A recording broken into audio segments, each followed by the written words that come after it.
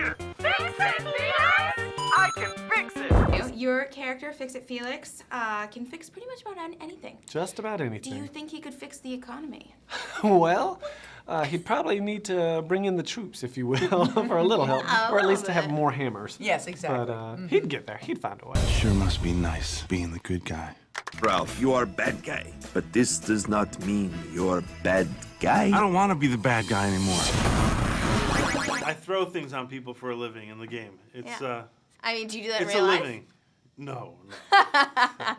People would be a little bit scared of you. Bricks kill people if you throw them from tops of buildings in real life. So I don't recommend to anyone throwing anything from any building. I would say I see a lot of myself in Ralph, you know, as someone who I kind of see the parental side of myself in Ralph, you know, with my kids.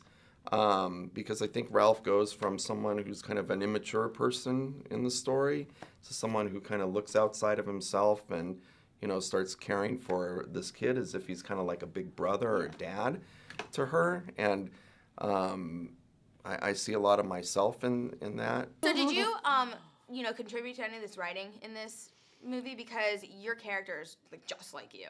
It was written perfectly, you know. They did such a great job, but they also gave us the opportunity, you know, John and I recorded a lot together and we got to overlap and improvise and we had a lot of fun. You know, they gave us a lot of creative leeway. I really like doing voice acting because you can just kind of roll up in your pajamas, and as long as you don't have a cold or something, or you're not hoarse, you can just dive into that world. And I like the fact that there's a pressure when you're shooting. You know, it's like, get it right, get it right.